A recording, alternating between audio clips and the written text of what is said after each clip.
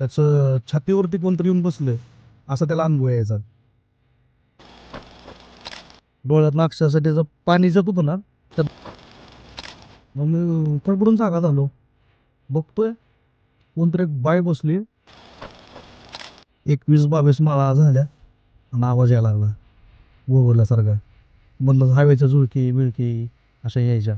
मग अंगावर असा काटा यायचा आणि त्यात तिसऱ्या दिवशी पण सेम तसाच इन्सिडेंट. मी झोपलोय, बरोबर उजव्या बाजूला बाई. नमस्कार मित्रांनो, मी तुमचा मित्र वीरेंद्र मोहिते पाटील आणि तुमचं स्वागत आहे आपल्या मिस्टर टॉक्स या चॅनलवर.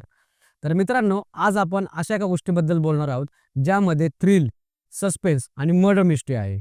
तर मित्रांनो, देवतळी नावाचे एक गाव आहे ज्यामध्ये देवाला प्रश्न विचारणं म्हणजेच पाप समजलं जातं. दरवर्षी त्याच दिवशी म्हणजेच होळीच्या दिवशी शंकासूर येऊन न्याय करतो आणि एका माणसाचा मृत्यू होतो. तर गावकऱ्यांचं म्हणणं आहे की ज्या लोकांनी वाईट कामं केली आहेत त्यांच्यावर देव रागावलेला आहे आणि हा देवाचा न्याय आहे. या सर्व गोष्टींना अपराध न समजता गावकरी देवानी केलेला न्याय आहे असं समजतात. त्याच वेळीस गावात एंट्री होते पोलिसांची आणि गावकऱ्यांवर फिरू लागतो संशयाचा काटा. तिथूनच सुरू होतो प्रश्न, संशय, भीती याचा थरारक खेळ. हे सर्व समजून घेण्यासाठी मराठी झी5 वर देवकळ नावाची वेब सिरीज आलेली आहे. मी तर पाहतोय, तुम्ही पण पहा. तर चला आता आपल्या पॉडकास्टची सुरुवात करूयात. नमस्कार सर. नमस्कार दादा. काय आपलं? माझं नाव शुभराचार्य चौगुले. बरं. आणि काय करता सर सध्या तुम्ही? मी सध्या फुल टाइम ट्रेडर आहे. बरं. आणि या क्षेत्रात तुम्ही कसे आलात किंवा तुम्हाला या क्षेत्रातली आवड कधी निर्माण झाली? दादा आता याच्या पाठीमागं ना खूप मोठी स्टोरी आहे. आता जसं जसं मी आपल्याला तुम्हाला माझे किस्से सांगायला चालू करेल तसे तसे मी तुम्हाला ते डॉट टू डॉट तुम्हाला मी सांगेल कसं आलो, काय झालं, कसं झालं सांगतो तुम्हाला मी. बरं. मूळचे तुम्ही सोलापूरचे हा मूळचा मी सोलापूर, आणि आता राहिला? माडा तालुका. बरं. मग तिकडून फक्त तुम्ही अनुभव सांगण्यासाठीच इकडे आलात? हा येस येस येस. कारण मी तुमच्या चॅनलचे व्हिडिओ बघतो. तुमच्या चॅनलवर जेवढी माणसं येतात त्यांचे अनुभव सांगतात. एकदम ते भारी असतात आणि जेन्युइन असतात, ओरिजिनल सगळ्यांचे किस्से झालेले असतात. मग तसेच माझे पण किस्से भरपूर घडलेले आहेत आणि सारखे काही ना काही घडत असतं. मग चला म्हणलं आपण पण आपले किस्से सांगूया. त्याच्यासाठी मी तुम्हाला कॉन्टॅक्ट केलेला. बरं. काय काय कसे कसे अनुभव घडले आणि पहिला अनुभव काय होता तुमच्या आयुष्यातला? दादा पहिला अनुभव असा की आम्ही गोव्याला गेलेलो. मित्र आम्ही फिरायला गेलेलो. मग तिथं गेल्यानंतर आमचं काय ठरलं की आपण पहिल्यांदा काय करायचं, हॉटेलला नाही जायचं, आपण बीचवरच राहूया. मग बीचवर आमचं राहायचं ठरलं. आम्ही टोटल 8-9 जण मित्र होतो. मग बाकीचे नाही का पार्टीमध्ये ज्याला ड्रिंक करायची तिने ड्रिंक वगैरे केली आणि आम्ही बीचवरतीच मुक्काम केला. मग त्याच्यामध्ये एक राहुल नावाचा एक मित्र होता. राहुल नावाचा मित्र रात्री 2 वाजता उठला आणि मोठ्या मोठ्यानं ओरडायला लागला. म्हणजे काहीच समजेना. ओरडायचा, रडायचा, किंचाळायचा, त्याची केस अशी धरून ओढायचा. मग कोणालाच काही समजेना नेमकं झालंय काय विषय. मग त्याच्या आवाजानं कालव्यानं आम्ही सगळी जागी झालो. बघतोय तर राहुल्याला लागला येडवणी करायला. मग त्याला असं आम्ही हलवून बघितलं, अरे राहुल्या तुला काय होतंय, काय होतंय? ते राहुल्या आम्हाला वाटच नाही. ती डोळं मोठं मोठं करून आमच्याकडे बघायचा आणि त्याच्यामध्ये त्याला परत दातफेळ यायला लागल्या. दातफेळ त्याला बसायला लागल्या. मग कोणालाच काही समजेना की नेमका आता ह्याला विषय झाला आहे काय. मग नंतर लक्षात आलं की हे काय तर बाहेरचा प्रकार दिसतोय. मग त्याच्यानंतर आम्ही हनुमान चालीसा वगैरे मोबाईलला लावली, तर ती हनुमान चालीसा म्हणून दाखवायला लागला. अरे बापरे. आणि तुमचं वय काय होतं सगळ्यांचं त्यावेळेस? ही दादा गोष्ट आहे तुम्हाला सांगतो 18-19च्या लॉकडाऊनच्या आधीची ही गोष्ट आहे.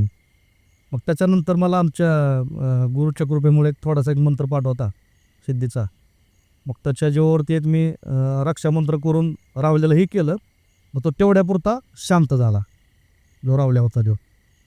त्याच्यानंतर त्याचं थांबलं, किंचाळायचा वगैरे थांबला, शांत होऊन गेला तो. त्याच्यानंतर मग आमचं ते एन्जॉयमेंट वगैरे झालं आणि आम्ही गावाकडे आलो. मग ते जे त्याच्या अंगात घुसलेलं होतं ते काय पूर्ण निघलेलं नव्हतं. हे चांगलं झालं फक्त तेव्हा. ते फक्त शांत झालं होतं. मग राहुल्या गावाकडे आल्यानंतर, राहुल्या होता नाशिकचा प्रॉपर. मग तो गावाकडे गेल्यानंतर त्याला त्रास व्हायला लागला. त्याचं छातीवरती कोणतरी येऊन बसले असा त्याला अनुभव यायचा. सुरुवातीला घरच्यांनी त्याच्यावर कोणी विश्वासच ठेवला नाही. कोणी ठेवला नाही. त्याला सगळे वेड्यात करायचे, म्हणायचे लागा गप येड्या भोकायचे, असा कुठं असतंय काय. पण नंतर ना त्याला उलट्या बिलट्या व्हायला लागल्या. डोळ्यातनं अक्षरशः त्याचं पाणी जात होतं ना, त्यातनं रक्त यायला लागलं. एवढ्या डीपमध्ये त्याला त्रास व्हायला लागला होता. डॉक्टर तर म्हणले ह्याला मेंटली काहीतरी प्रॉब्लेम झाला, हे स्वतःलाच काहीतरी त्रास करून घेत आहे. मग मोठे मोठे त्याला दवाखाने केले, सगळे देवस्थाने सगळे करून पाहिलं, पण राहिला नाही, गेला बिचारा, बापरे, वारला? वारला देव. आणि किती दिवस हा प्रकार सगळं चालू होता? ह्यो जवळजवळ एक 8 दिवस प्रकार चालू होता, 8 ते 10 दिवस. हा किस्सा छोटासा होता, पण सगळ्यात बेकार किस्सा घडलेला तर मित्रच गेला आमचा, म्हणून हा पहिल्यांदा किस्सा सांगितला. बरं, मग त्यांच्या घरच्यांना वगैरे काय तुम्ही बोललात, काय डिस्कशन वगैरे झालं का ह्या बाबतीत? सांगितलं होतं की ह्याला असा प्रॉब्लेम झाला होता. मग तिने नाही का दुसऱ्या एका दिवसाकडे ते वगैरे घेऊन गेले होते, पण ते काय उपयोग नाही झाला, त्याला पूर्ण पचडून टाकला होता. त्याच्यावर विश्वासच शेवटपर्यंत कोणी ठेवला नाही. निग्लेक्ट केलं. हां, निग्लेक्ट केलं. मग हे सगळ्यात बेकार अनुभव होता लाईफमधला, आणि तो मित्र त्यातच गेला. किस्सा छोटासा होता, पण मित्र त्यात गेल्यामुळे पहिला किस्सा सांगितला. बरं, ह्याच्या व्यतिरिक्त दुसरा कुठला अनुभव होता? दादा विषय कसा आहे, मी थोडी नाथसंप्रदायातला असल्यामुळे मी साधना वगैरे करतो. मग माझ्याकडं कोणाला विषाची बाधा झाली, भूतबाधा झाली, कोणाला करणी झाली, भानामती झाली, तर अशी लोक मला कॉन्टॅक्ट करत असतात. मग मी काय करत असतो, जात असतो आणि ते भूत पिशाचं काय असेल ते मी आपलं बाबांचा धावा करून उतरायचा प्रयत्न करत असतो, आणि बऱ्यापैकी रिझल्ट त्या पुढच्या माणसाला येत असतो. मग एका लेडीजला भूत लागलं होतं, तिचं सुनन्या नाव होतं, आणि ती होती कोल्हापूरची. मग मी कोल्हापूरला गेलो. मग ते एका हाडळचं भूत होतं. मग ते कसं समजलं, ती स्वतःहून बोलायची. तिला एक लहान लेकरू होतं, मला वाटतं ते एक दीड वर्षाचं असेल. तर ते मुलाला जवळ घेत नव्हती, बोलायचीच नाही, घरात एका ठिकाणी बसायची. तिनं पूर्ण तिच्या आयुष्यात जी सुनन्या म्हणून जी होती, तिचा काही पार्टच राहिला नव्हता. मग तिचा नवरा वगैरे सगळं देव धरम बिरम सगळं करून बसले, ते गंडा दोरा बिरा सगळं करून झालं होतं. ते सुनांना काय हीच करत नव्हती, तिला काय फरकच पडत नव्हता. धरून आल्याने बसायची, लेकराला जवळ घेत नव्हती, काहीच फरक पडत नव्हता. मग मला नवीन थोडं माहिती असल्यामुळं गेलो, सुनाला समोर बसवलं, बघितलं काय विषय झाला आहे, कसा झाला आहे. ती काय बोलायला तयार नाही. मग थोडासा विधी केल्यानंतर ती अशी बोलायला लागली.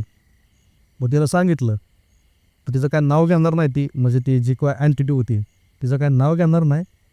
तिनं मला सांगितलं, तू या भानगडीत पडू नको, जर पडला तर तुझं काही खरं नाही. मी म्हटलं ठीक आहे, तुला काय करायचं ती कर. मग ती एक प्रोसेस असते नाथ संप्रदायातली, ती उतरायची. ते करून मी उतरले. मला बी वाटलं बरं झालं, एकदम ओकेमध्ये वातावरण झालं असं वाटलं मला. मग तिथनं मग मी आलो गावाकडे निघून. गावाकडे निघून आल्यानंतर 8-10 दिवस मला बी काय प्रॉब्लेम नाही, काय म्हणजे काहीच फरक नाही. त्याच्यानंतर 10-12 दिवस झाल्यानंतर 13व्या-14व्या दिवशी बहुतेक अमावस्या होती, आणि त्या टायमाला रात्रीचे मला वाटतंय अमावस्याच्या 12:30-1चा टायमिंग झाला असेल.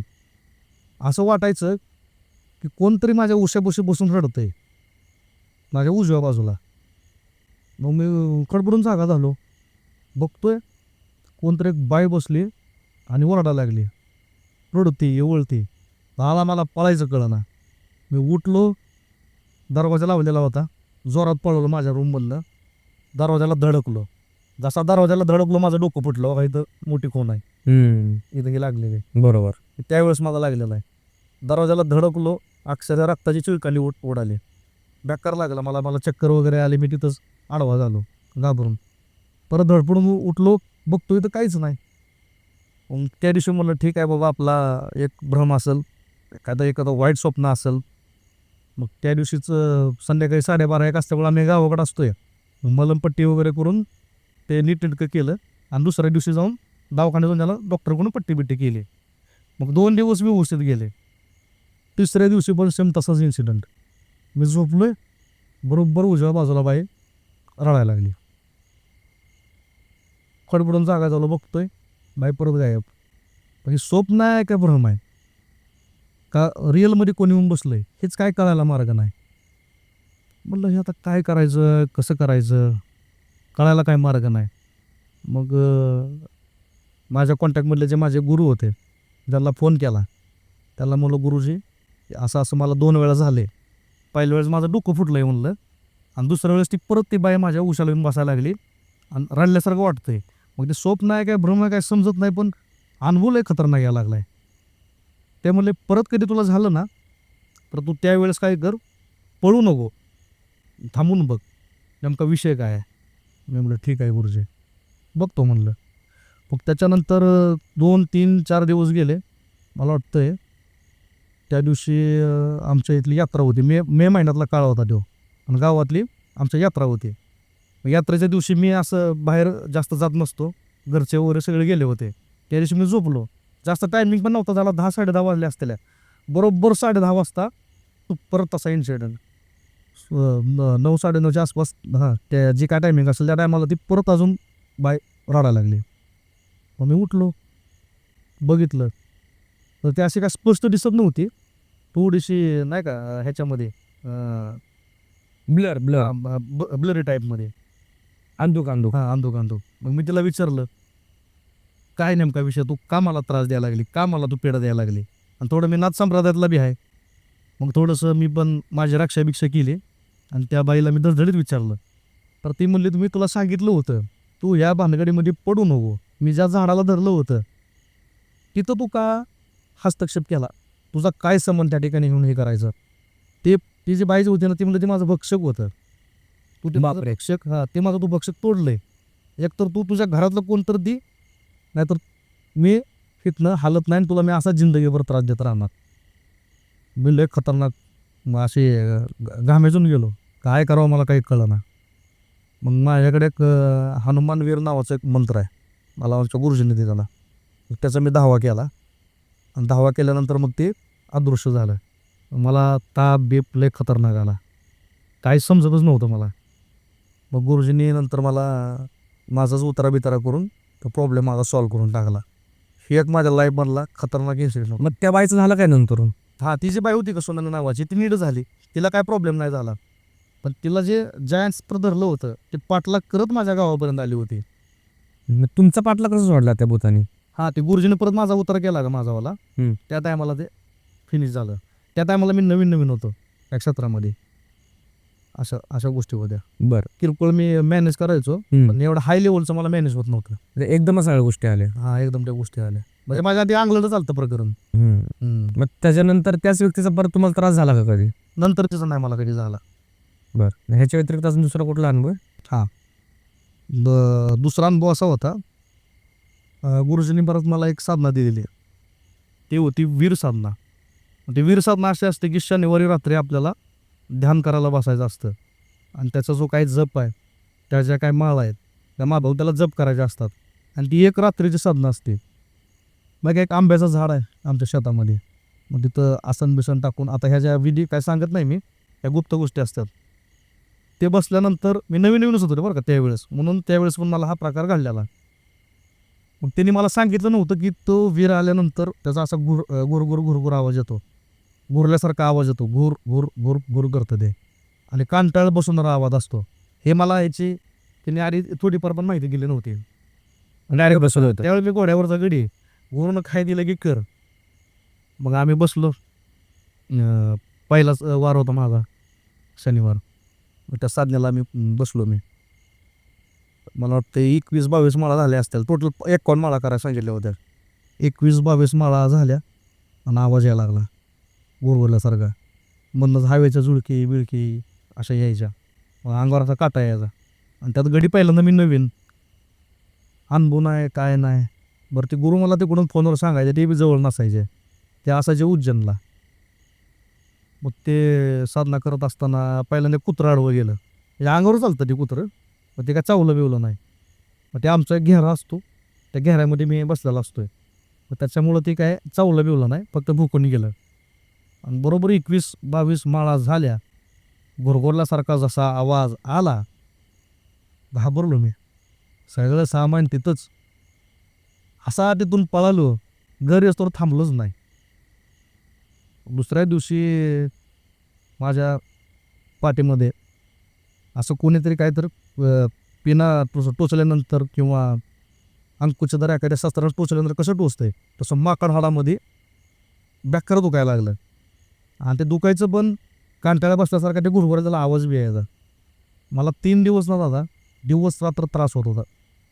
मग त्या आठवड्यात 3-4 दिवस तसेच गेले.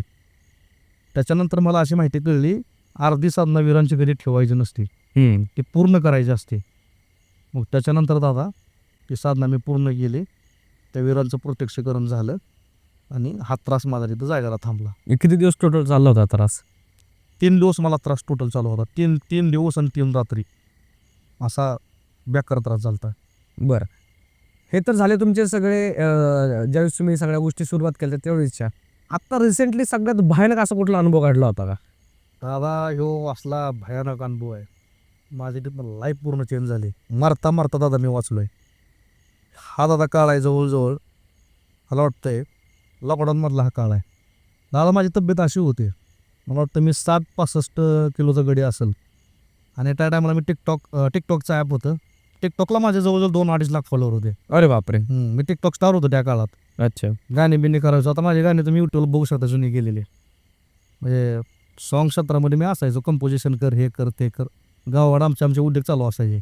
टी व्ही चॅनलला पण माझ्या गाणे बिणे बरेच येऊन गेलं. नायनेक झाकासला, संगीत मराठीला, मायबोलीला. त्यावेळेचा ही काळ आहे. मग साधना क्षेत्रात आल्यानंतर मला एक साधना अशीच माहिती पडली होती, पण त्याला मी गुरुची परमिशन घेतली नव्हती. ती होती भूताची साधना. भूताचं प्रकटीकरण करायचं. म्हणजे गावाकडे एक म्हण आहे, काय म्हणतात, खवळून अवदान आणलं अशी एक म्हण आहे. दादा सेम तसा एक किस्सा घडलेला आहे. मग ती भूताची साधना अशी होती, 41 दिवस बाबळीच्या झाडाला पाणी घालायचं होतं सकाळी अनुषापोटी. मग आमच्या शेतात एक बाबळीचं झाड होतं. मग सकाळी सूर्य उगवायच्या आधी त्याचा एक विधी असतो, तो विधी करायचा होता आणि बाबळीच्या झाडाला पाणी घालायचं होतं. मग मी रोज उठायचो, पाणी घालायचो, रोज उठायचो, पाणी घालायचो. जवळजवळ 30-35 दिवस एकदम व्यवस्थित गेलं. कुठला काय अनुभव नाही, काय नाही. पण ह्याच्यामध्ये माझी एक लई मोठी चूक झाली. ती चूक अशी होती, तुम्ही कुठली साधना करायच्या आधी तुमची रक्षा करणं लय गरजेचं आहे आणि गुरुची परमिशन असणं लय गरजेचं आहे. मग इथं मी गुपचूप साधना केल्यामुळं कुठलं त्याचं विधिविधानचा फॉलो नाही, काय नाही. ते हाय ते डायरेक्ट मंत्र म्हणायचो आणि बाबळीला पाणी घालायचो. 30-35 दिवस काय अनुभव नाही. 36व्या दिवसापासून तिथं वेगवेगळं प्राणी मला दिसायला लागलं, म्हणजे आडवं यायचं.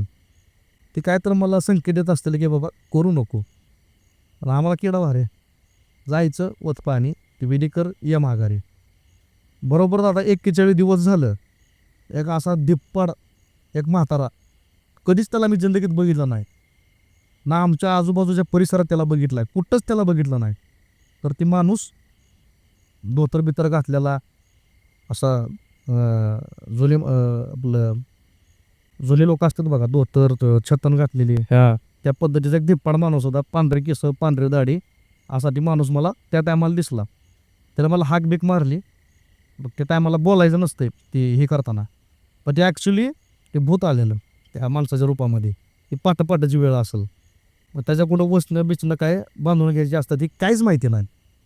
ती समोर आलेलं, मला वाटलं असेल कोणतर वाटबीट एखादीची कोणाचं चुकली असेल, मग ती माणूस आला असेल म्हणून मी त्यालाकडे लक्ष दिलं नाही. मी माझं काम केलं, निघून आलो. तर इथं नंतर येणाऱ्याच्या म्हणजे सांगाल की इथं माझी चूक काय झाली. मग ती माणूस दिसला नाही, आलो घरी.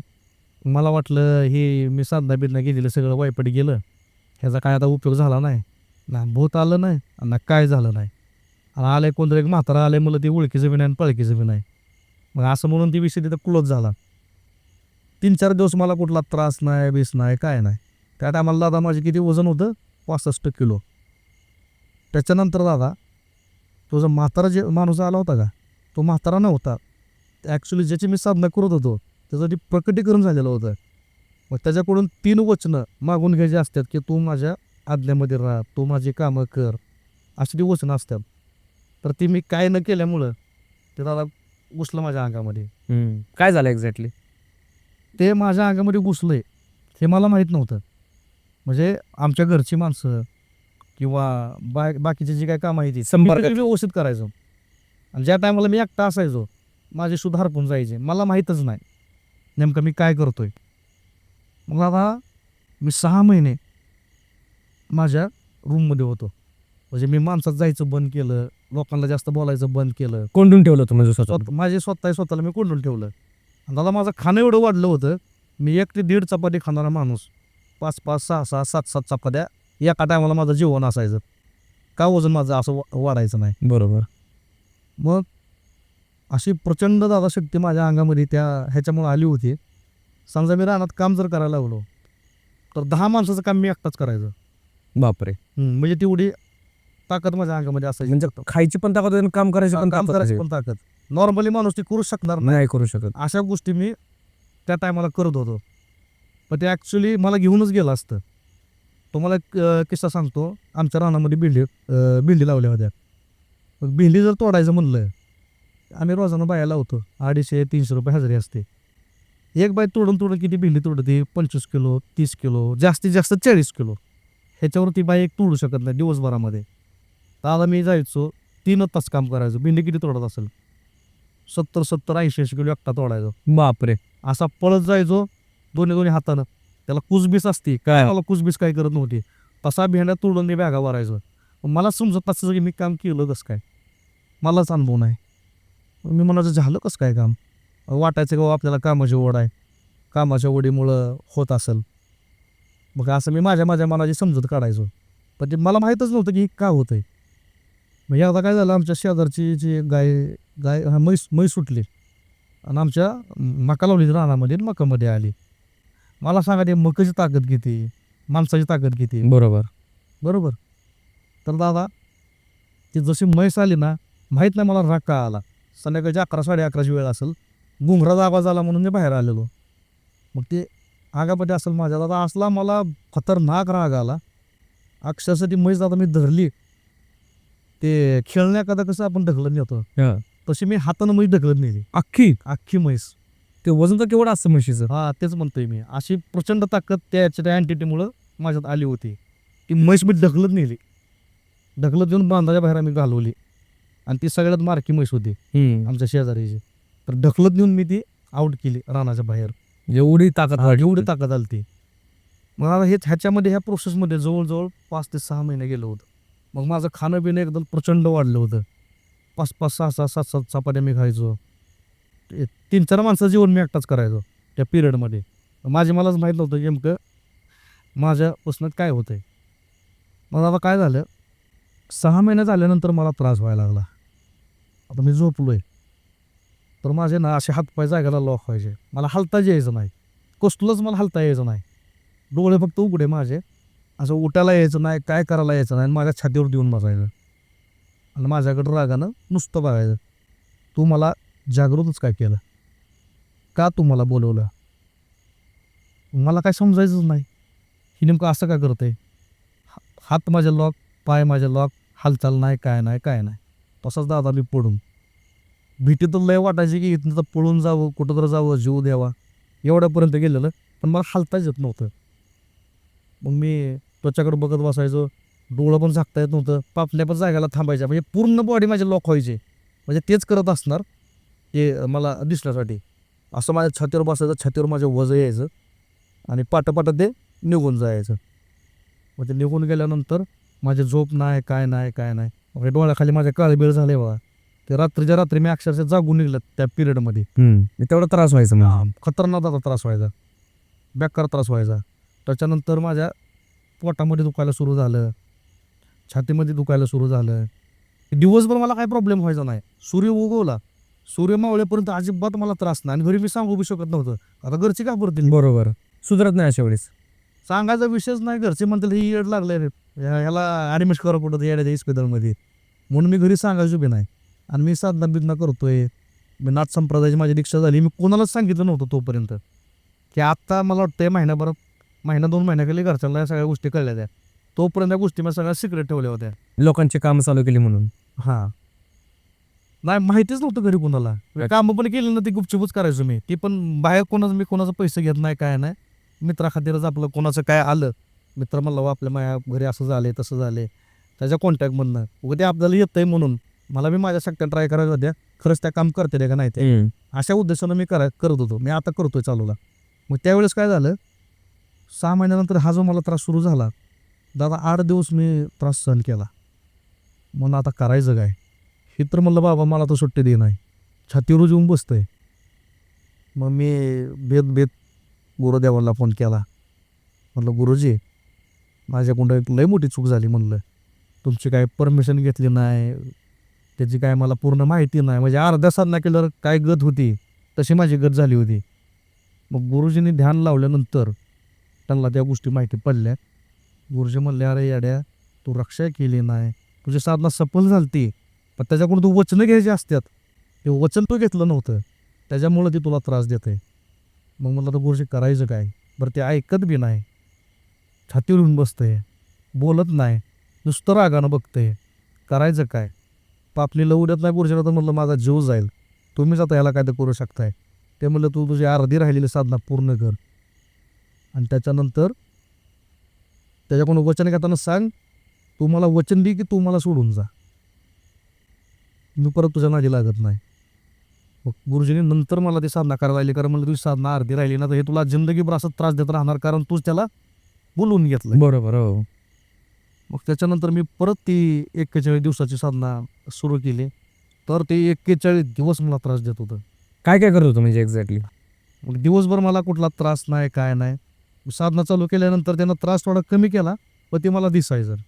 समजा मी आता बाहेर 8-8:30ला गावात जरी चाललो तर ते पाठीमाग गाडीवर बसायचं. फक्त ते मला एकट्याला जाणवायचं की ते मग आपल्या सोबत आहे, की म्हातारा आपल्या सोबत आले. मग गावात आमच्या विशीमध्ये घुसलो, एखाद्या दुकानला गेलो तर ती तेवढ्यापुरतं थांबायचं. मी माणसात गेलो, दिसायचं बंद व्हायचं. आणि जसा मी परत माघारी यायला लागलो आणि एकटा आलो की 100% माझ्यावरती हायच म्हणायचं, संध्याकाळी मागं बसलेलं असायचंच. मग 3-4 वेळा असं झाला मला अनुभव आला की ते आपल्या सोबत येतंय, म्हणून मी रात्री बाहेर पडायचं बंद केलं.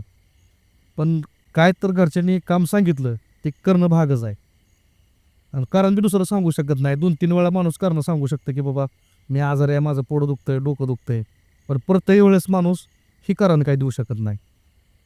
मग याला किस्सा असा घडला की मला त्यांनी घरच्यांनी दळण आणायला लावलं. दळण गिरणीमध्ये टाक आणि घेऊन ये. मला नाईलाज झाला, नाही दळण आणावं, घरी भाकरीला पीठ नाही. मग मी दळण घेऊन गेलो, म्हणजे लवकर गेलो तो, म्हणजे लवकर जावं आणि लवकर माघारी यावं. मग गिरणीत मी 5:30च्या आसपास गेलो होता संध्याकाळी, दिवस मोडाच्या आसपास. पावसाळ्याचा काळ होता. गेलो, दळण बिळण टाकलं गिरणीमध्ये, त्यांनी दळून बिळून दिलं. पिठाचं कटोडं बिटोडं ती घेतलं, गाडीवर आपली स्प्लेंडर गाडी होती माझ्याकडं, जुनी गाडी, मी पुढं ठेवायचो आणि ते घेऊन यायला लागलो. एक 1.5-2 किलोमीटर मी गावातनं ते घेऊन आलो असं. आणि ते नवीन साधनं चालू करून 11 ते 12 दिवस असेल. त्या टायमाला ती माझी गाडी पडली बंद, आणि ती जे माणूस सोबत जे माझ्या कंटिन्यू पुढं असायचा समोर बघायला गाडीच्या, मला तो येत ना आता हालायचं नाही. तुझी मला आता बोलवून घेतलंय, तुझी साधना केली, तुझी मला बोलून घेतलंय, त्याचं मला तो आत्ताच्या आत्ता कारण सांगायचं, तर मी तुला इथनं अजिबात हालू देत नाही. पण म्हणलं सोबत येतोय तोपर्यंत ठीक होतं, आता मला एक गाड्या बी अडवायला लागले, गाड्याच्या पुढे बी उभं राहायला लागले, करायचं काय? ढगबिग दाटून बिटून आलेलं, इजा बिजा कडकडत होत्या. म्हणलं तर बेकार वातावरण झालं आहे. म्हणलं टायमिंग पण लेट झालेला नव्हता, 9-9:30 होता टायमिंग असेल, कारण ते लाईट गेल्यामुळं दळण बिळण दळायला थोडा टायमिंग गेलेला. आणि बरोबर 9-9:30च्या दरम्यान मी म्हातारा माझ्या गाडीसमोर उभं राहिलं होतं. मग रस्ता चांगला वाहत होता, दूधवाली यायची जायची, एखादी गाडी आली ती दिसायचं बंद व्हायचं मला. मग ती म्हणायची, लागा काय झालं आहे, तुझी गाडी काय चालू होई नाही का? मी म्हणायचं नाही, जरा थांबलं आहे, माझा एक मित्र यायला लागला, त्याला सांगू तर कसं आता गाडी कशी काय माझी बंद पडली. तर दादा खालचं ती कार्बोनेटर असतो ते सगळं ओके होता, गाडीला किका मारतोय, गाडी काय चालू होईना. ढकलायचं म्हणलं टायर जायला पॅक, पुढं बी जाय नाही, मागं बी नाही, हे बाबासमोर तर दिसतोय मला, करायचं काय? मग गुरुजींना फोन लावला. मला गुरुजी एकदम हाय लेवलला त्रास सुरू झाला आहे, तुम्ही जर आता ह्याचा उपाय नाही काढला, मी प्रयत्न करतो तर 11-12 दिवस गेलं तर गुरुजी मी अक्षरशः जीव दिल म्हणलं आता. कारण ही कसं कसं दिवस काढतोय माझी मला माहीत आहे, कारण त्यावेळेस म्हणलं गाडी समोर येते सोबत राहते, ती एक गोष्ट आता मी मान्य केलं, माझी झक मारली म्हणलं, ह्या गोष्टीमध्ये पडलो, ही गोष्ट तुम्हाला न विचारता केली, पण आता गाडी बी थांबवावं लागलंय म्हणलं ती, आणि गाडीचा पुन्हा बी हालं नाही. गुरुजी काय म्हणले, रक्षामंत्र टाक, निघून जाईल. त्याच्यानंतर तो माझ्याकडे निघून ये. त्या टायमाला आमचे गुरुजी छत्तीसगडला होते. त्याला एक त्यांची बारकीशी कुठे आहे, आता नाव नाही सांगणार त्या लोकेशनचं मी, हा. पण आहे त्यांचं तिथे दरबार टाईप आहे. ते म्हणले तू इमिजिएटली तिकडं निघून ये. मग तिथनं ते रक्षामंत्र टाकल्यानंतर ते गेलं. दादा दुसऱ्या मिनिटाला गाडी चालू झाली. बापरे. एवढी रक्षामंत्रामध्ये पॉवर आहे. म्हणजे ह्या ज्या सगळ्या निगेटिव्ह शक्ती आहेत, तुम्हाला जर रक्षा असेल तर ह्या गोष्टी तुमचं काही वाकडं करू म्हणजे तुम्हाला कवच हवंय, संरक्षणाचं कवच हवं. कवच पाहिजे. तर नाथ संप्रदायाची एक खासियत आहे, तुम्ही जर नाथांची सेवा करत असाल आणि ते तुम्ही जर त्या नाथांचा धावा केला, ही किती पण मोठी शक्ती असू द्या, ती थांबतच नाही, टिकतच नाही. मग तिथून बघा मी दुसऱ्या दिवशी बॅग भरली माझी, सर मी माझ्या तिकडं गुरुदेवांकडे गेलो, त्याला शरण गेलो. त्यांनी मला दिल्या, एक शिवी रिपीट दिली नाही त्यांनी मला. जवळजवळ अर्धा तास मला शिवे देत होते. एक शिवी त्यांनी मला रिपीट दिली नाही, एवढ्या त्यांनी शिव्या दिल्या. मला म्हणले तुला जर उद्या काही कमी जास्त झालं ते गुरुला फेडावं लागतंय. बरोबर आहे. शिष्याची जर साधना अर्धी राहिली तर ती गुरु चांगला असते, म्हणून आम्ही जास्त शिष्य करत नाही. तुझी झाली म्हणले चूक, आता एवढीवर निस्तरतो. मला म्हणले जिंदगीत तू असा परत प्रयत्न करू नको. मग मी त्याला शरण गेलो आणि त्याच्यानंतर त्यांच्यापाशी मी महिनाभर होतो. त्या महिनाभरामध्ये दादा मी एवढं शिकलो, एवढी त्यांनी मला ट्रेन केलं. आणि त्याच्यानंतर जाताना जो मी होतो, येताना मी वेगळाच होतो. म्हणजे परिपूर्ण होऊन मी त्या ठिकाणाहून आलो होतो. बऱ्याच रिद्धी सिद्धी शक्तिपात वगैरे त्यांनी मला त्या ठिकाणी कव्हर करून टाकलं होतं. आणि जी राहिलेली जी साधना जी होती मग तिकडं जाऊन परत पूर्ण केली. म्हणजे परत गेले तुम्ही. परत केली, कारण ती करावीच लागत होती, कारण ती मला सुट्टी देत नव्हतं. मग तिकडे गेल्यानंतर गुरुजींच्या ह्याच्या मार्गदर्शनाखाली जे 41 दिवसानंतर त्याचं जे प्रकटीकरण होणार होतं, ते जवळजवळ मला वाटतं 25-26व्या दिवशी त्याचं प्रकटीकरण झालं गुरुच्या सहकार्यामुळं. आणि त्याचं प्रकटीकरण झाल्यानंतर त्याच्याकडून वचनं घेतली, बाबा तू फक्त परत माझ्या जिंदगीमध्ये कधी येऊ नको, असं वचन त्याच्याकडून घेतलं आणि त्याला रामराम ठोकला. तिथनं ते माझा त्रास बंद झाला. आता मी गेलो असतो. आणि दादा माझं ते साधना करायच्या आधी वजन होतं 65 किलो. हा, तुम्ही बोलले मागाशी 65 किलो होतं. आणि जोपर्यंत मी गुरुजीकडे गेलो होतो दादा, तोपर्यंत 7 ते 8 महिन्यामध्ये माझं वजन 95 किलो झालं होतं. अरे बापरे. 75, 85, 95, 30 किलो दादा माझं वजन वाढलं होतं. तर ते ह्याच्यामुळं मी तुम्हाला फोटो पण शेअर करेल. मी एकदम असा होतो, मॉडेल होतो. पण ह्या साधनेमुळं माझी वाट लागून गेली 7 ते 8 महिन्यामध्ये. असा फुगून टम झालो. आता जी माझी परिस्थिती आहे का सध्या मी दिसतोय ती त्याच गोष्टीमुळं असावं, पण हे सध्या माझं वजन कमी आहे, एवढा मी फुगलो होतो. पूर्ण माझी वाट लागून गेली होती, चपलो होतो. आता सगळं आहे ना व्यवस्थित दादा? मी जसं 1 महिना तिकडून जाऊन करून आलो, गुरुजींपाशी राहून ज्या काय रिद्धी सिद्धी जे काय आमचे नाथ संप्रदायामधले जे काय मंत्र असतील ते दादा जे करून जे आलो, तिथून पुढं दादा मी एवढा स्ट्रॉंग झालो. आणि जे काही इथनं पुढे जे किस्से घडल्यात, प्रत्येक शक्तीला मी भारी पडलोय. तिथून पुढं तुम्हाला मी 1-2 किस्सा सांगतो. बरं, त्यातला एक सगळ्यात भयानक कुठला किस्सा घडलेला आहे असा? भयानक किस्सा ते म्हणजे सगळ्या शक्ती तुम्हाला भेटल्यानंतर किंवा तुम्हाला त्या सगळ्या गोष्टी प्राप्त झाल्यानंतर सगळ्यात भयानक असा कुठला किस्सा घडलेला की ज्यातनं तुम्ही तारले किंवा कोणाचा तरी प्रॉब्लेम तुम्ही सॉल्व्ह केला? हां, कालचाच विषय तुम्हाला सांगतो, वाटल्यास मी तुम्हाला व्हिडिओ फुटेज बी देतो. आमच्या इकडं ना ऊसतोडीला बीडवरून माणसं येतात. मग ती बिचारी मुकादमाच्या उचली बिचली मालकाचे कोण जगात आलेली लोक असते ते. मग ती ऊस तोडत होती लोक. त्यात एक नवीन जोडपं होतं आणि त्या महिलेचं वय असावं 25-26 वय असेल, त्याला बी लहान बाळ आहे. तर ती ऊस तोडायला एका बागायतदाराच्या रानामध्ये गेली होती आणि तिथे एक जवळच विहीर आहे.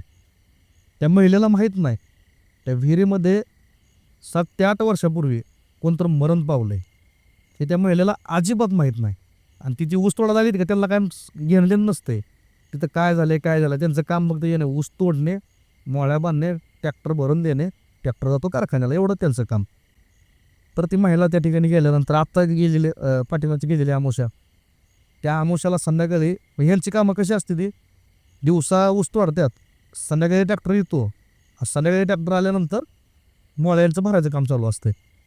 त्या टायमाला ह्याला जुळके असतात. त्या जुळकीमध्ये ती महिला सापडली असेल. दादा ती महिला त्या जुळकीमध्ये सापडली. तिला तिच्यामध्ये त्या शक्तीचा प्रवेश झाला. तर ती त्या दिवसापासून बोलायची बंद झाली. म्हणजे पूर्णच बोला. पूर्ण आबोला. घरी त्यांच्या बारक्या बारक्या झोपड्या असतात केलेल्या. तर ते असे बसायचे. 1 नाही, 2 नाही, 3 नाही, 4 नाही. तिच्या घरच्यांना पहिल्यांदा वाटलं हे घाबरले असेल किंवा आजारी असेल. बरं हात लावून बघितलं, तिला ताप बी नाही, ही बोल बी नाही. तिला लहान लेकरू. बरं ती लेकरू बी पितं. 8-10 महिन्याचं ती बाळ असेल. बरं ती बाळाला बी घेणार. या आंघोळ बी करणं आणि जेव बी ना पाणी बी पिणं काहीच करणं. मग त्यांना आलं टेन्शन. मग ते बळबळ काय करायचे, त्याला पाणी बिली पाजायचे, पी बाई म्हणून. ते दात खेळून पडायचे. कोणालाच काही कळलं ना की नेमका प्रॉब्लेम होतंय काय, हिला झालंय काय. हिला दवाखान्यात घेऊन गेले. अक्षरशः तिच्या नवऱ्याने 4-5 हजार रुपये घालवलं. की आता पैसे बी त्यांच्याकडे नसते. तर त्याच मुकादमाकडून उसणं पासणं करून त्यांनी खोटाना करून दवाखान्याला पैसे गेलं. दवाखान्यात गेल्यानंतर ती बाई बोलायला लागली. डॉक्टरकडं पारख्या मशीनी बघायचे. काय म्हणजे डॉक्टर आहे? डॉक्टरकडेच मारक्या मशीनी बघायचे. बरोबर बापरे. डोळं मोठं करून बघायचे. मला म्हणायचे माझ्या अंगाला हात लावू नको. डॉक्टर म्हणत ताई तुम्हाला काय झालंय, तुमचं काय दुखतं, तुला सांगितलं कळतं याच्याला हो मागं. मग डॉक्टर म्हणला म्हणजे ह्या क्षेत्राला थोडा माहितीचा डॉक्टर असेल. डॉक्टर म्हणला ही काय तर बाहेरचं दिसतं किंवा हिच्या मेंटली हिला काय तर प्रॉब्लेम आहे. मग त्याने याला बारशी चिठ्ठी दिली. ती मानसिक तज्ज्ञ जो असतो मनोपचार तज्ज्ञ करणारा, तिच्याकडे हिला घेऊन जावा. पण आता आपण गावाकडचे मला समजतं की सगळ्या नेमका काय प्रकार झाला आहे. बरोबर. मग ह्यानी सलाईन फिलाईन तिला लावलं. काय फरक पडला नाही. मग ती डॉक्टरपाशी गेल्यापासून ती बोलायला लागली. मग तिला ती डवची विचारायची बाबा तो कोण आहे. त्याला बी अंदाज आला की बाबा हे काय तर प्रकार हिच्या बाबतीत घडला आहे. मग त्याला ती विचारायची की बाबा तुला काय पाहिजे का, तुला काय खायला पाहिजे का. ते म्हणायचे मला काय नाही पाहिजे, फक्त हिला मी सोडत नाही, असं ती म्हणायची. त्याच्या 4-5 दिवस आधी मी असंच एक जण टोळीवालीचं भूत काढलं होतं. ती त्यांचंच पाहुणं असावं. ते काय 2च मिनिटात मी भूत काढलं होतं. ती एक बाई होती, तिला बी असंच एक भूत लागलं होतं. तिथं बी मी गोरक्षनाथांचा दावा केल्यानंतर एक श्लोक म्हणल्यानंतर ती निघून गेलं लगेच. ती काय किरकोळ होतं, त्यांना काय लय त्रास दिला नाही. पण ते त्यांचा कॉन्टॅक्ट झाला असेल. त्यांनी सांगितलं हे असं असं आहे. मग ती माझ्या घरी मला हुडकत आली. आत्ताची गोष्ट आहे, परवा दिवशी गोष्ट आहे. घरी हुडकत आली, त्या बाईला घेऊन आली. दोघं तिघं तिला धरून आणलं होतं. तुम्हाला मी आता फोटो देईल, तुम्ही ती स्क्रीनवरती दाखवू शकता. पण मी आमचं इथं एक झाड आहे आंब्याचं, त्या आंब्याच्या झाडाखाली मी बसलो. माझं आसन बिसन टाकलं आणि त्या बाईला असं समोर 10 फूट रुपये बसवलं. मग त्याच्यानंतर ती माझ्याकडे रागानं बघायला लागली. आणि ती ज्या माणसाने तिला आणलं होतं त्या माणसाला दम द्यायला लागली. मला दवाखान्यात नेता म्हणून इकडं आणलं होय, तुम्ही चला तुम्हाला बघते दादा, असं त्यांच्याकडे रागानं बघू म्हणायचे. तुम्हाला दाखवू द्या आता म्हणायचे. मी म्हणलो तू ग बस, तू याला का पकडलं मला सांग. ती म्हणायची तुला का सांगू मी, तुझा आणि माझा काय संबंध म्हणले. मला म्हणले चल तू बी निघ. मग मला थोडा राग आला, कारण त्याला ती पहिलं प्रेमानं बोलून बघायचं असते. जी अँटिटी असते तिला जर आपण जर वीक पडलो तर ते आपल्यावर कब्जा करायला बघते. तिचा दांडगा विषय आपल्यावर करायला बघते. बरोबर. म्हणून मी आधी तिला प्रेमानं विचारून बघितलं. तर ती म्हणली प्रेमानं ते ऐकायला काही तयार नव्हती. मग मी थोडा तिला दम दिला. दम दिल्यानंतर मी नातांचा धावा करून शाबर मंत्र असतात ते गुरुच्या आधिपत्याखाली सिद्ध केलेले असतात साधकाने. एक मंत्र टाकला आणि तिनं नाटक केलं ही मी नीट झाली म्हणून. मला बी तिचा ओरा बिरा मी काही चेक केला नव्हता, कारण लय माणसं साईडला जमली होती. 10-15 माणसांचा गोळका होता. मग तिने बी नाटकं केली की मला आता बरं वाटायला लागलं. तिचं नाव होतं माधुरी. तिची पोरगी होती ते म्हणले आता मी माधुरी आहे आणि मला काय आठवण आहे. ते म्हणजे तिच्या अंगातली जी शक्ती होती तिनं नाटकं केली की मी आता नीट झाले, मला फक्त छातीत दुखतंय, बाकी काय प्रॉब्लेम नाही. एकदम नॉर्मल बोलली. मला बी वाटलं निघलं असेल. तर ते ओरा चेक करायचा असतो. गर्दीमुळे मी काय बघितलं नाही, कारण ओरामध्ये दिसतं काय घुसले का काय अँटिटी. त्याच्यानंतर ती घेतले, त्या बाईला घेतलं त्याने आणि तिथं निघून गेले. त्यांना मी काय उतरा बितरा करायला सांगितलं होता. मला बाकीच्या गोष्टी समजल्या होती, हिरेतला आहे पाण्यातला आहे, मी त्यांना ह्या गोष्टी विचारल्या होत्या. 1-2 किलोमीटर गेले असतील, ते लागले बाई मोठ्या मोठ्यानं हसायला गाडीवर. बापरे. हां, त्या माणसाला काय म्हणते, तुम्हाला वाटलं काय मी काय तुम्हाला हिडी वाटलं काय, मला माझ्या तिकडं तुम्ही नेऊन आमदा करताय होय. त्या महाराजाला मी खोटं बोलले, त्या कोराला मी खोटं बोलले, चला म्हणले तुम्हाला दाखवली. त्यांची फाटली की तिथं तिने जायगाला दादा गाडी थांबवली. ती आलती माझ्याकडे 3-3:30ला, त्यांना जास्त 5-5:30 वाजले असतील. ते गाडी थांबवली पहिला मला फोन केला. मला म्हटलं दादा हे आम्हालाच दम द्यायला लागली, तुम्ही तर म्हणताय निघलं, तर निघलंच नाही की. मला म्हणते तुम्हाला मी काय असे तसे वाटले काय. घाबरले असले सगळे. घाबरली ती. त्यांना मला तुम्ही एक काम करा, तिला वापस माघारी घेऊन या म्हणलं आपण बघू काय झालंय.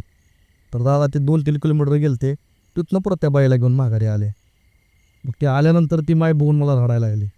म्हणजे ती त्यांचं रडलं बिडलं लई विंगर असतंय. ती काय मला जास्त बोलत नव्हती, फक्त डोळ्यानं पाणी घळाघळा आणायचे. मग मला बी तिथं लई राग आलेला.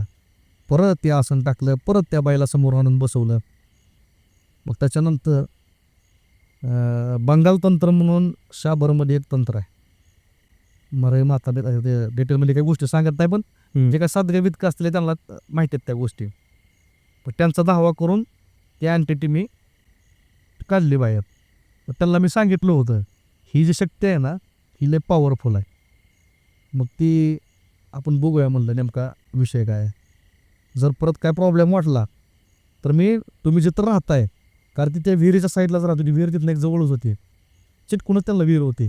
कारण म्हणलं तुम्ही राहताय तिच्या लोकेशनला, जर ती इथं निघली तर तिथं तुम्हाला कवच नाही, तुम्ही जिथं राहताय तिथं तुम्हाला सुरक्षा नाही, तरी तुम्हाला धरणारच परत. मी तेवढ्यापुरतं निघले. मग त्याच्यानंतर दादा मी ती जी गोष्ट तिथं काढली, म्हणलं परत जर त्रास झाला ना मला सांगा, मी डायरेक्ट तिकडं तुमच्या इथं येतो आणि तिथं येऊन ते आपण काढूया. तर ते ओके झाले दादा. मग ती कळलं का ते कोण होतं, काय होतं हा, एक्झॅक्टली? मग ते ज्या टायमाला काढायला बसलो, एक दादा असा एक मंत्र आहे की पुढचं जी अंगातली जी शक्ती असते ती बोलायला चालू करते. म्हणजे टाकल्यानंतर ती बोलायला लागली. ते म्हणले मी यशोदा आहे, माझं नाव यशोदा आहे आणि मी त्या विहिरीतच राहते. त्या दिवशी फक्त आम्हाला एवढंच कळलं होतं की सुवासिनी बाई विहिरीत पडून मेलेली आहे. ते कशी पडून मेली, काय झालं हे काय माहिती नव्हतं. जर सुवासिनी बाई जर पाण्यातलं भूत लय खतरनाक असते, बरोबर. बाकीचं जर असत्याल तर ते मॅनेज तर होत्यात, पण हे हाडळ लेवलचं भूत असतं. आणि जे सुवासिनी बाईचं भूत असतं त्याला जाखिनी म्हणतात. ते जाखिनी लेवलला जातात. म्हणजे भूतामध्ये सुद्धा वेगवेगळे ग्रेड आहेत, बरोबर. प्रकार आहेत, त्याच्यानुसार त्यांच्या शक्त्या असतात. हे आहे सगळं वायू तत्वामधलं. जरी वायू तत्वामधलं असलं पण त्यांच्या शक्ती मात्र प्रचंड असतात. मग ते यशोदा बिशोदा तिनं नाव सांगितलं, विहिरीत पडून मेलंय बिलय तिनं त्या दिवशी सगळं सांगितलं. ते मी काढले, एंटिटी निघली, ती गेली.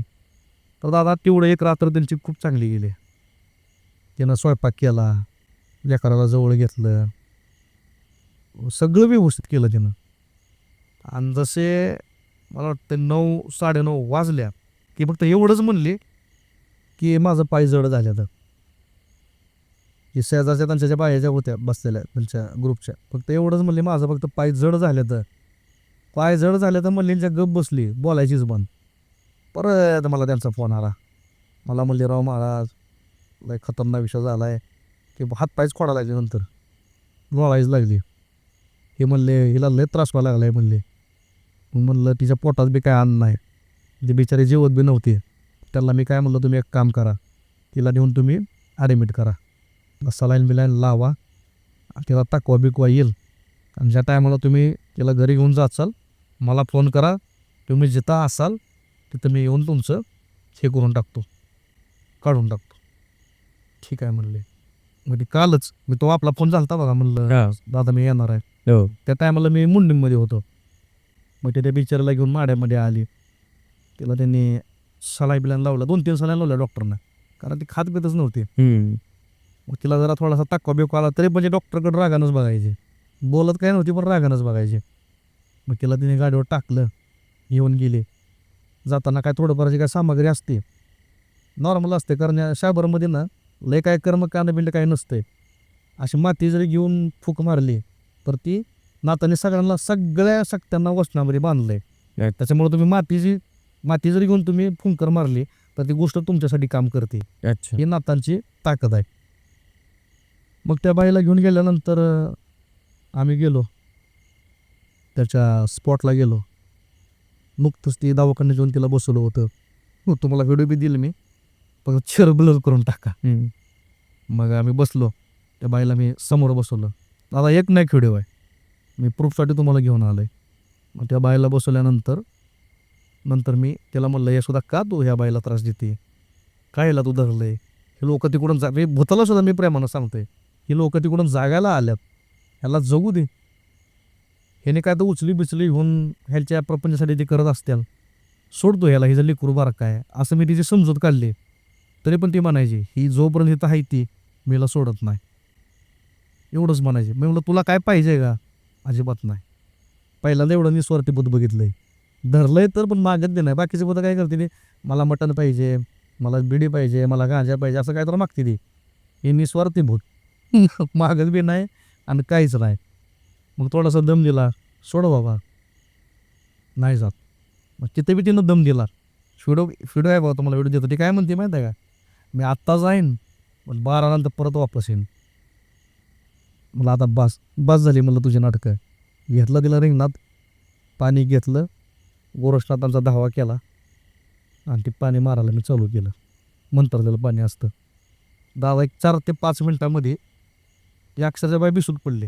म्हणजे ती शक्ती जशी बॉडीमधनं आउट होती, ती तिचा ओरामधनं ती बाहेर निघतं, बॉडी गळून पण बॉडी गळून पडती. तर तिनं तिथं अंगीला टाकून पडली धाड दिशी बाई खाली. मग त्याच्यानंतर त्याच्या घरच्याला म्हणलं, तिच्या तोंडराव पिंडराव तुम्ही पाणी मारा, आता ती टणटणीत झाली. मग ती तोंडराव पिंच्या पाणी बिली मारून बघितलं, विचारलं तर ती माधुरी हायशी त्यांना भेटली. मग तिनं तिचं लेकरू जवळ घेतलं, त्या लेकराला तिनं दूध पाजलं. आता म्हणलं आपण इथं ह्याच्यासाठी आलोय, परत ह्यांना ती बाधा झाली नाही पाहिजे, त्याची बारकी खूप होती. मग हनुमानांचा धावा बिवा करून त्यांना मी कवच बिवच तिथं जागायला करून दिलं. रुद्राक्ष त्या बाईच्या गळ्यामध्ये बांधलं, त्याला ते बारकं लेकरू आहे आणि ती परत ती भूत त्यांना त्रास देणार नाही अशी त्यांना व्यवस्था करून दिली आणि बाईला व्यवस्थित झालं. आता कळलं का ते भूत कोण होते ते कळलं? ते यशोदा नावाचं त्या मानेगाव गावातलं भूत होतं. ती बाई कामाला आली त्या ठिकाणी आणि ती विहिरीमध्ये पाय घसरून पडली होती. अच्छा. आणि तिचा त्या ठिकाणी मृत्यू झाला होता. आणि गोष्ट होती 7 वर्षाखालची. मग 7 वर्षाखाली झाले, ह्या बाईला त्या माहीत नव्हता. समजा ती बाई जर नाटकं करत असेल म्हणजे आपल्या विज्ञानाच्या भाषेमध्ये, तर ती बाई तर तिथं जागायला आलेली. बरोबर. तो जो शेताचा मालक आहे त्या रानाचा, त्याला सुद्धा माहीत नाही की त्या बाईचं नाव काय आहे. फक्त एवढं माहिती की कामाला बाई आली ती, फिरीत पडून ती मिळती, एवढंच माहिती.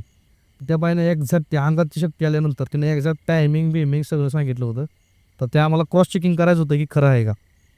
त्याच्यानंतर आम्ही आता नाही का म्हाताऱ्या माणसाला विचारलं, म्हणलं 7 वर्षाखाली यशोदा नावाचं कोण बाई मिळती का मला हिरीमध्ये पडून. मला एक बाई पडून मेली होती म्हणला. पहिल्यांदा आम्ही एका हॉटेलमध्ये गेलतो, तर ते लोकांनी नाही का उगाच कशाला आणलं प्रकरण म्हणून ती म्हणली आम्हाला दादा घेतलं काय माहीत नाही. आणि एका म्हाताऱ्यानं सांगितलं म्हणला खऱ्याने एक बाई हिरीमध्ये पडली होती. हे कसं असतं, हे जन्म मृत्यूचा फेर आहे. ह्याच्यामध्ये अकाली मृत्यू झाला, कोणी आत्महत्या केली, तर ज्या आपल्या बॉडीमधून पडणारा जो आत्मा असतो हे असा भटकत राहतो आणि इच्छा त्याचा अपूर्ण राहिलेल्या असतं, त्या धरतो त्या गोष्टींना. बरोबर. तर हे असं दादा किस्सा कंटिन्यू चालूच असतं. हे लेटेस्ट घाललेला किस्सा आहे, कालचाच किस्सा आहे. बर. ती जी बाई आहे जी विहिरीमधली मेलेली होती ती त्या व्यक्तीला लागायच्या आधी पण कोणाला लागली होती का तिकडं? हा, ती तिकडं त्रास म्हणून त्या विहिरीकडे बायका कोण जात नाही त्या. अच्छा, आम्ही तिथली जेव्हा माहिती काढली त्याच्या आधारे अशी माहिती समजली, त्या ठिकाणी ज्या बायांना लहान लेकरं आहे ते, तर अशा बायका जर तिकडे गेल्या तर त्या आजारी पड, त्याला थंडी तापी किंवा त्याचं लेकरूच आजारी पड, असं एक 10-12 प्रकार त्या ठिकाणी पहिलं घडलेलं आहे. तर ते आता ह्या 2 वर्षात घडायला लागलं. 5 वर्ष इन्सिडेंट झाल्यानंतर अजिबात घडलं नाही, त्या 2 वर्षात घडायला लागले. मग तुम्ही त्याबद्दल काय विचार केला का, तिथली शांती करावी किंवा त्या आत्म्याला कसं तृप्ती वगैरे द्यावी, असं बाबतीत तुम्ही काय त्या आत्म्याला मोक्ष दिल आप केवढा नाही माणूस मोठा. ते म्हणजे कसं असतं विषय, जे अकाली मृत्यू माणूस पावतो, निसर्ग नियमाचा तिथं भंग झालेला असतो. त्याचं जे आयुष्य परिपूर्ण होणार असतं, त्याचं पूर्ण झालं असतं तर त्याचं पुढचं माणसाचा जन्म कुठलाही त्याच्या कर्मावर अवलंबून असतं. कर्म सिद्धांतावर ते सगळं अवलंबून असतं. बरोबर. की माणसाला पुढचा जन्म कुठला भेटणार आहे. ती साखळीच तुटलेली असते. जोपर्यंत ती काळ पूर्ण होत नाही, त्याची एक शिक्षा म्हणून किंवा ते तडजोड असेल निसर्गाचीच, तोपर्यंत ती भटकत राहणार. ते जोपर्यंत ती आता व्यक्तीचा काळ पूर्ण होत नाही, तोपर्यंत ती त्या ठिकाणी भटकत राहणार. जवालीचा काळ पूर्ण होईल त्याच्या आपण शांती बिनती केलं तर ती काय त्याचा उपयोग होत नाही. त्या एरियामध्ये जर कोण गेलं की त्याला बाधा होणार. ती बाधा बी कोणाला होती, कोणाला पण बाधा होत नसते. ज्याचं मन कमजोर आहे, ज्याचं मनुष्यगण देवगण जे काही प्रकार आहेत त्यातलं जे मनुष्यगण आहे आणि जे मनाला माणूस हलका आहे. स्ट्रॉंग माणसाला कधी असल्या गोष्टी झटकत नाही, त्या काहीच फरक पडत नाही. जे मनानं स्ट्रॉंग आहे, पण जे माणूस मनाला हलका आहे, बोळा आहे, अशा लोकांना ती शक्ती लगेच पकडते आणि प्रॉब्लेम करते. बरं, तर हे होते तुमचे अनुभव. तर मित्रांनो, हे होते सरांचे अनुभव आणि अनुभव खूपच भयंकर होते. माझी तब्येत बरी नसल्यामुळे मला काही जास्त बोलता येणार नाही आहे. तर सरांचे अनुभव तुम्हाला काय काय शिकायला भेटलं नक्की तुम्ही कमेंट करून सांगा. त्यांच्याकडे खूप भयंकर अनुभव आहेत अजून. ते जर तुम्हाला ऐकायचे असेल तर पार्ट 2 साठी आम्हाला मेसेज करा किंवा तुम्ही कमेंट करू शकता. तर चला आता आज आपण इकडेच थांबूयात. धन्यवाद. जय हिंद, जय महाराष्ट्र.